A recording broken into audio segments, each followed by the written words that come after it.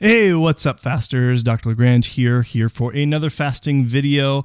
If you are new here, as always, hit that subscribe button, hit the notification bell so you don't miss out on any other future videos that we do here on this channel. So we're going to talk about a question that I've seen brought up quite a bit is, do you do longer fasts or do you do more frequent fasts? Which are better? What do you do them for different case scenarios? So I'm going to break it down as far as when you should maybe determine to do a longer fast or when you should do more frequent fasts. So here we go. Let's get started. So the first one that we need to kind of discuss about whether you should do a longer fast or a more frequent fast is that what a lot of people like to do is for using it for losing weight. So what I suggest is when it comes to losing weight, remember it isn't just about losing the weight initially when it comes to using fasting, but of course trying to maintain keeping that weight off. And this can be really difficult for people if they don't have a very good scheduled plan with their fasting, but also good eating habits. And so when we do longer fasts, and when we're talking about longer fasts, we're talking about like 7+ days of fasts. When you're starting to do that, sure, you're going to lose a good amount of weight, but the problem is sometimes this can make it difficult to make it a regimen of always doing longer fast. And so therefore you might do it one time or a couple times out of the year, but then you'll gain that weight back if you don't have a good regimen of doing more frequent fasts. So this is where I suggest doing more frequent fasts.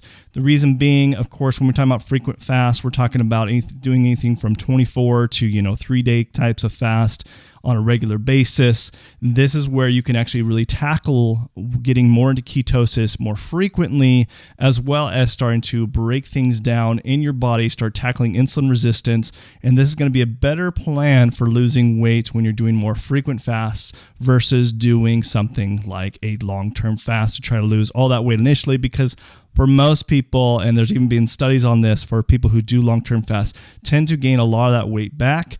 And so I would not recommend it as a great plan to try to lose weight, but try to stick with more frequent fasts. Doing like alternate day fasting is a great way to start losing the weight. So doing something like 36 hours fast and 12-hour eating window and alternating between those two. The next category I want to discuss about whether to determine between doing longer fast, more frequent fast, is having a chronic underlying condition. So this could be something as severe as dealing with chronic inflammation. It can be dealing with things that possibly inborn cyst, or even dealing with something as far as chronic fatigue, or even some autoimmune conditions that you might want to address using fasting. Now, again, with preface, this should be done if you do have some chronic severe conditions as you're dealing with. You should be working with some facility, some physician to be able to figure out what's the best type of fasting for you to work with this condition. But I suggest, longer types of fasts can really tackle this. The reason being is because you could be in longer states of autophagy when you're doing longer fast versus frequent fast. That is not to say that frequent fasts are not beneficial when it comes to underlying chronic conditions. They actually can be really beneficial, but if you really want to take, a big tackle towards it with trying to use fasting for healing versus trying to use it for losing weight, I would say using long-term fasts can be very powerful as long as they're done right. Again, you should probably be working with somebody to try to figure this out versus just trying to do it on your own. The next subject of matter is, what is the best type of fasting, doing longer fast or doing frequent fast for increasing stem cells?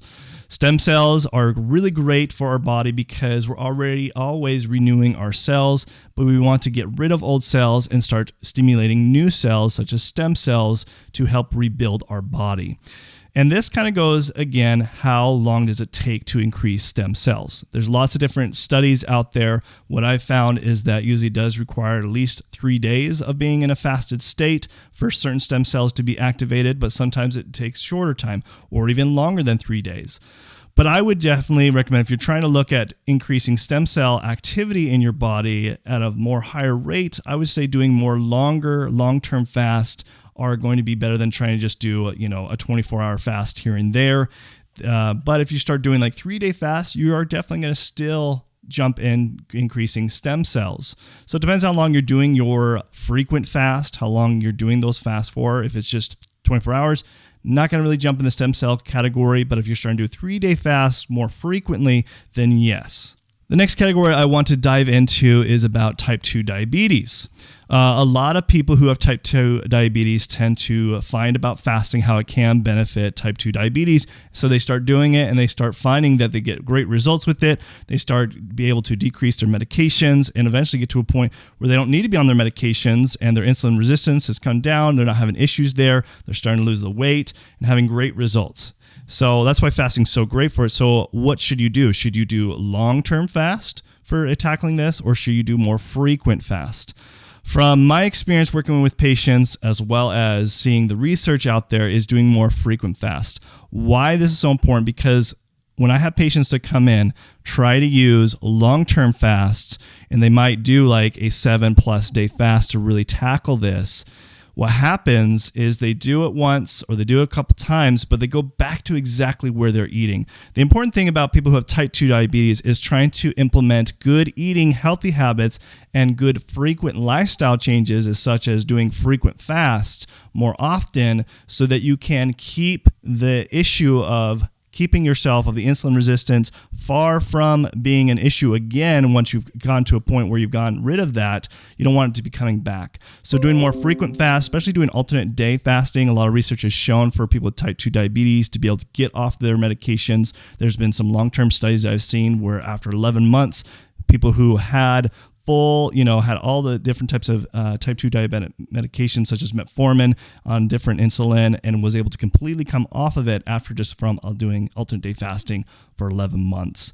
But doing long term, that is something I think, again, has to do with more, if you're dealing with more some underlying chronic conditions, such as inflammation or other issues that possibly more cardiovascular that you might want to tackle, or some other autoimmune situations that you might want to use long-term fast. But as far as type 2 diabetes, I think frequent fasts, from my experience working with patients and just from other people and other research, I think frequent fasts are going to be a better bet to at least start off with.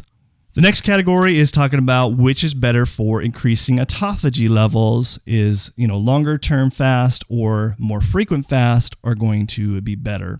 In this situation, I would say both. But also, it depends how long you're doing your fast when you're doing frequent fasts. So autophagy, when it's activated, this is definitely a gray area. There isn't a perfect science to this. I've talked about this several times on a bunch of different videos of when autophagy is actually activated. It really depends on what your eating habits were beforehand. Was it a high carb diet? That'll make it harder for, obviously, to deplete all the glycogen storage in your liver and muscle tissue. So obviously, it's going to take a longer time to be in a fasted state before you start breaking down your ketone bodies and getting to a point where you're starting to activate autophagy. But, if you're doing more frequent fasts or more past the 24 hours, jumping to 36 to 48 plus hours, then yes, this is definitely a good way to start activating autophagy multiple times, especially if you're doing more frequent. But of course, when you're doing a long-term fast, you for sure are going to activate autophagy. Now, people think, they've talked about this before, but new studies have come out as far as, does autophagy peak at 48 hours? There's been a lot of talk about, it peaks at 48 hours, but I've seen new studies that it depends on where in the body. They found that sometimes autophagy is not activated in certain parts of the body, like such as the brain, until past that point. So does it really peak at 48 hours? I don't think so. There's new research that's coming out for that. So therefore, if you're looking at, depends on what benefits you're trying to gain from autophagy. If you're looking at more of the health situation, as far as things that are more chronic that you've been dealing for your whole life and you want to tackle that, then tackling something like doing a long-term fast to activate more levels of autophagy, different parts of the body, then do that. But if you're looking at, trying to activate autophagy more frequently in different aspects, then doing more frequent types of short-term fast are going to be a better bet. So the last category is which is better for your metabolism.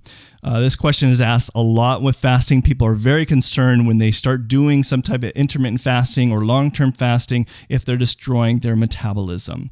The things that you have to remember about metabolism is when you start adjusting your body and your eating habits, your metabolism rate is going to change.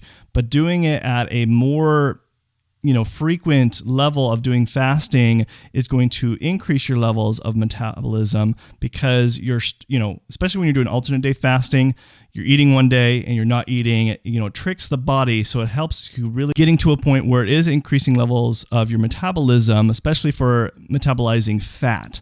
Now, as far as doing long-term fast, this is another kind of gray area where there isn't a whole lot of studies on this. I haven't seen a lot.